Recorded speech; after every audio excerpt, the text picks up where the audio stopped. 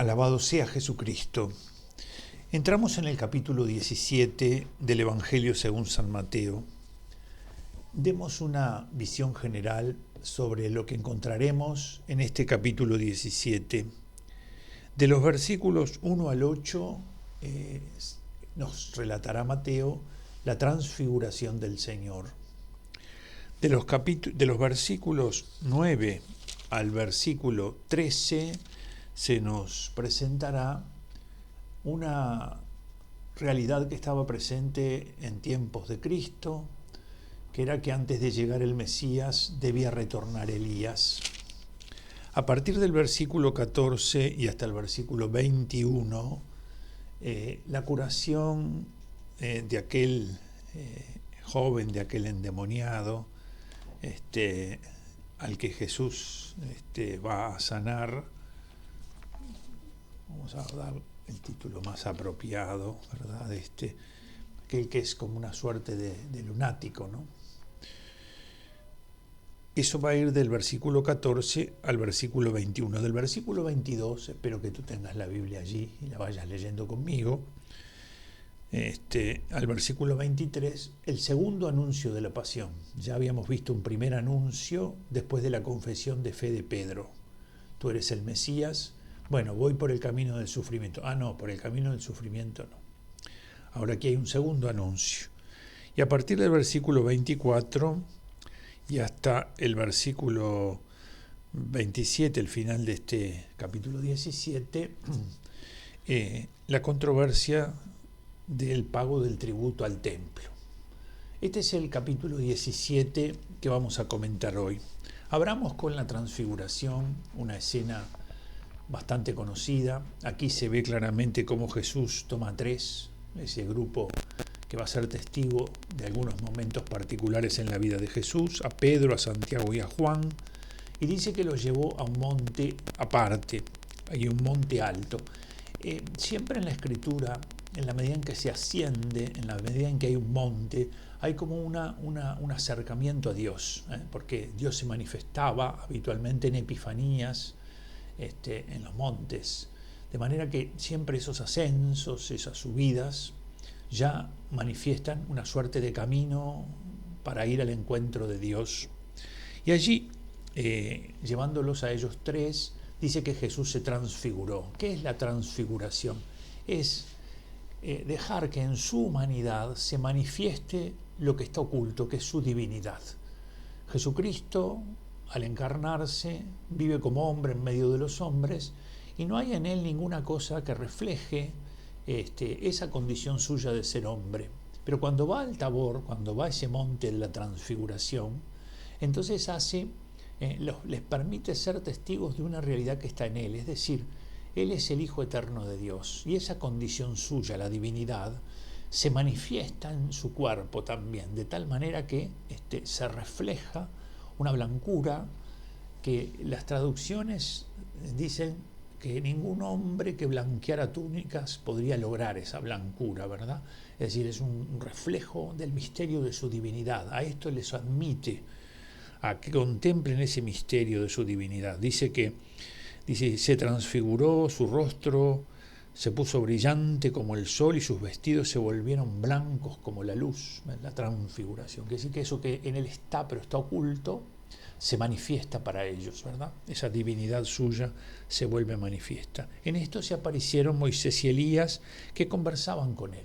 Moisés es la síntesis de la ley y Elías sintetiza aquí a los profetas. Diríamos, todo el Antiguo Testamento está hablando con él. En este texto dice, conversaban con él.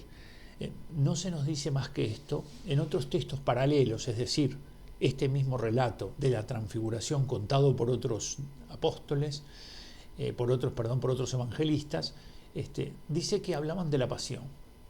Algunos dicen, estamos desde este monte de la transfiguración ya avisorando el monte del Gólgota. ¿Por qué? Porque él ya ha hecho anuncios sobre la pasión y comienza a caminar en dirección de Jerusalén. Pedro se lo quiere impedir. Y este camino hacia Jerusalén se nota claramente con esta intención de Pedro de impedírselo, de que es un camino peligroso, riesgoso, porque ya hemos visto cómo las animosidades han ido creciendo y los fariseos pretendían matarlo, para sacarlo de en medio. De manera que Moisés, la ley, Elías, los profetas, todo el Antiguo Testamento está hablando con Cristo. Es como si todo el Antiguo Testamento lo hubiera guardado y ahora está allí contemplándolo, ¿no? De esto son testigos los apóstoles. Miren que algunos se ve que en algún momento plantearon que esta enseñanza podría haber sido una cuestión de imagen. Si ustedes buscan la carta de San Pedro, que fue uno de los testigos, dice allí, cuidado con que se diga que esto fue una fábula. Nosotros, dice él, estuvimos en ese monte santo cuando él se transfiguró delante de nosotros. No hay ninguna fábula aquí, ¿verdad? El Señor se transfiguró, hizo que la divinidad que estaba en él resplandeciera también en su humanidad, ¿verdad? Y ellos fueron testigos de estas cosas y también de que estaban con él Moisés y Elías. Y entonces, tomando Pedro la palabra, dijo a Jesús, Señor, qué bien estamos aquí, si quieres haré aquí 3 tiendas, una para ti, otra para Moisés y otra para Elías. Todavía estaba hablando cuando una nube luminosa los cubrió con su sombra y de la nube salió una voz que decía, este es mi Hijo amado en quien me complazco, escúchenlo. La indicación del Padre es a escuchar a Jesús, a escuchar a Jesús con las cosas que dice, con las que enseña, pero también con su vida. Su vida se vuelve una palabra de Dios para el hombre. Lo cierto es que Pedro experimenta lo que cada uno de nosotros de manera muy pequeña experimenta cuando tiene un gozo muy profundo por un encuentro con el Señor. Por algún motivo hay una realidad que ha generado una gozosa alabanza, una gozosa acción de gracias. Uno de esos de qué bien que estamos aquí, ¿no? Qué bueno, a veces en momentos de oración, en momentos de adoración al Santísimo, en momentos de una acción de gracias en la Eucaristía, en momentos de un retiro, nos suscita esto, qué bien estamos aquí, qué bueno sería quedarse. Estamos contemplando el misterio de Dios. Y esa contemplación produce en nosotros gozo, quietud, acción de gracias. Jesús dice, el Padre los invita a escuchar a Jesús. Al oír esto los discípulos, dice, cayeron con el rostro a tierra, llenos de miedo, mas Jesús acercándose los tocó y dijo, levántense, no tengan miedo. Ellos alzaron sus ojos y no vieron a nadie más que a Jesús. No nos podemos quedar en ese monte. Así cuando podemos estar viviendo esas experiencias de mucho consuelo, de mucha paz, de mucho gozo, nuestra vida eso supone una suerte como de recargar las pilas, ¿no? El Señor nos lleva allí ¿para qué? Para animarnos, para consolarnos, para fortalecernos, pero también para que volvamos a la misión, para que realicemos aquello que tenemos que realizar. Y cuando bajaban del monte, ahora ya vienen en el descenso, Jesús les ordenó que no contaran a nadie la visión hasta que el Hijo del Hombre haya resucitado de entre los muertos. No cuenten esto, sigue en la misma línea Jesús, que no sea que el modo de esperar al Mesías se distorsione y entonces los hombres me sigan más porque creen en una suerte de portento poderoso, porque ahora va a venir el momento de la crucifixión, el momento de la persecución. Sus discípulos le preguntaron por qué, pues dicen los escribas que Elías debe de venir primero. En esa expectativa de la llegada del Mesías, se había tejido sobre Elías una suerte de misterio, porque los relatos sobre el final de la vida de Elías lo muestran yendo como en un carro de fuego hacia el cielo, de manera que la partida de Elías de este mundo fue misteriosa. Y así como misteriosa fue esa partida, se aguardaba que tal vez en algún momento ese que se fue al cielo de esa manera retorne.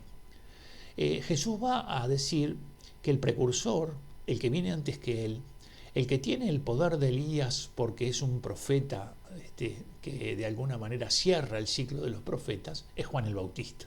Es decir, que va a corregir a los discípulos mostrándoles que es cierto que el Bautista es Elías, pero no es que es el Elías que ha vuelto a la vida, sino que la misión profética que aguardaban de Elías la ha realizado el Bautista. Dice, os digo, sin embargo, Elías vino ya, y no lo reconocieron, sino que hicieron con él cuanto quisieron. Así también el Hijo del Hombre tendrá que padecer de parte de ellos. Ven cómo vuelve a introducirlos en el camino del sufrimiento y de la persecución. Entonces los discípulos entendieron que se refería a Juan Bautista. Aquí aparece el hecho de Juan Bautista. Y a partir del versículo 22 aparece un segundo anuncio de la pasión. Yo dejo la curación del endemoniado porque ya hemos visto otras así.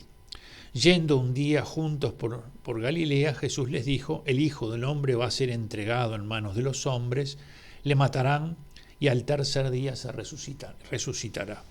Y se entristecieron mucho otra vez. O sea, los gana la tristeza al saber esta noticia del sufrimiento de Jesús. Y el último texto de este capítulo 17 está vinculado con un milagro que hará Jesús. ¿Y qué es lo que acontece? Acontece que en el periodo de Moisés se había establecido un impuesto.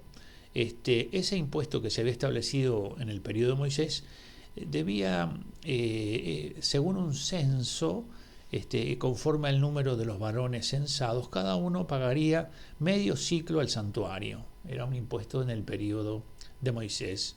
En tiempos de Nehemías, este impuesto era de 1/3 de ciclos al año. De manera que, como habían crecido las necesidades en el templo, en el periodo posterior se llevó a medio ciclo de plata. Esto equivalía a 2 dracmas. El medio ciclo de plata eran 2 dracmas. De manera que había que pagar un impuesto vinculado con el templo. ¿Qué pasa con esto? Estas 2 dracmas, las didracmas, así se llamaba el impuesto. Jesús dice verse libre del pago de este impuesto. ¿Por qué? Porque es el Hijo. Porque es alguien más grande que el templo. Y sus discípulos también estarían exentos de este impuesto por participar de esa realidad. Pero pone un elemento que esto estará presente en la vida cristiana muchas veces. Hay cosas de las que podemos estar exentos, pero que de pronto deberíamos cuidarlas si escandalizamos y si alejamos de la fe, si alejamos del servicio de Dios a los hombres. San Pablo va a decir en la carta a los Corintios que es cierto que la carne que se inmola a los ídolos, la carne que se ofrecía en los cultos paganos, después, cuando sobraba esa carne, ¿verdad? Sobraba algo de ella, de lo que se ofrecía, se vendía en el mercado. Y los discípulos y los cristianos decían, pero ¿podemos comer esa carne o no? Porque capaz que al comer estamos como participando de ese sacrificio que se hizo a los ídolos. Y dice allí San Pablo, los ídolos no existen, pueden comer la carne, porque en realidad si conocen esto y si lo hacen con este espíritu pueden hacerlo. Pero hay un elemento que haría que no lo hagas, y es si con esto escandalizás a una persona que todavía está frágil o débil en la fe. Si lo escandalizás, es más importante la fe de ese débil que hay que proteger, que esta libertad tuya de saber que aunque es una carne que se inmoló a los ídolos, te la puedes comer porque los ídolos no existen. Aquí Jesús hace lo mismo, dice, en realidad nosotros no estamos comprendidos en ese impuesto porque somos hijos, y los hijos no tienen que pagar nada a donde está su padre. De manera que Jesús dice a Pedro, dice, sí, y cuando llega, dice, ¿no paga vuestro maestro las didracmas? Le dicen los cobradores de impuestos a Pedro, ¿verdad? Le dicen, les dice él, sí. Y cuando llegó a casa se anticipó Jesús a decirle, ¿qué te parece, Pedro? ¿Los reyes de la tierra, de quién cobran tasas o tributos? ¿De sus hijos o de los extraños?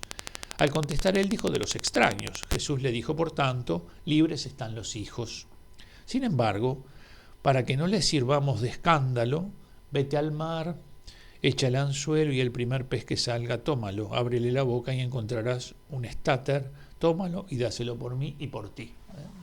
Paga por los dos el impuesto. Un milagro, pero lo importante aquí es que dice, no estamos comprendidos a partir de que somos hijos en esta obligación de pagar el impuesto.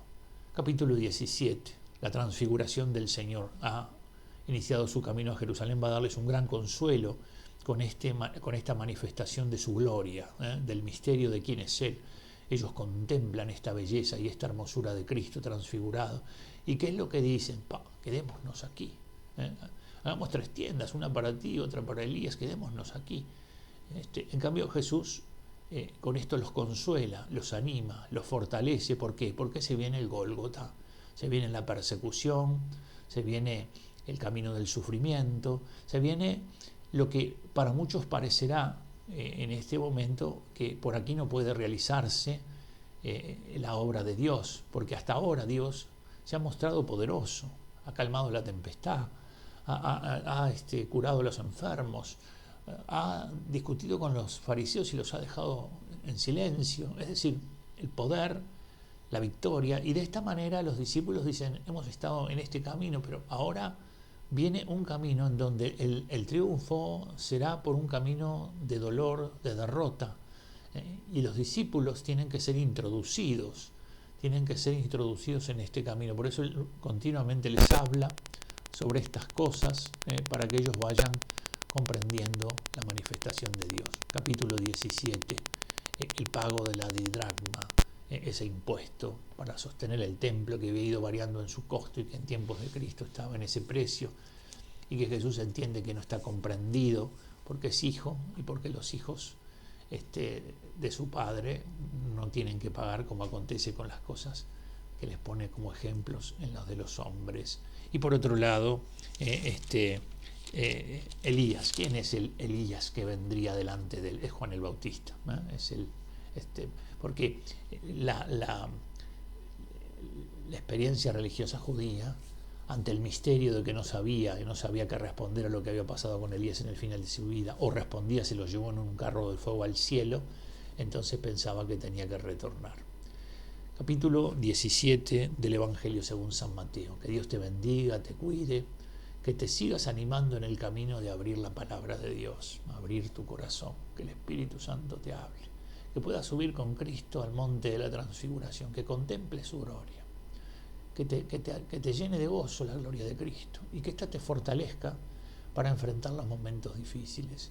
Que no esperes a ningún nuevo Elías, porque ya ha venido Elías, el precursor, el bautista es Elías, y que esa contemplación del misterio de Cristo no te aleje de las cosas de todos los días, porque en esas de todos los días es en las que nosotros vamos viviendo nuestra caridad, es decir, nuestro amor que nos lleva hacia el cielo, sirviendo a los demás y sirviendo al Señor. Que Dios te bendiga en el nombre del Padre, del Hijo y del Espíritu Santo. Amén.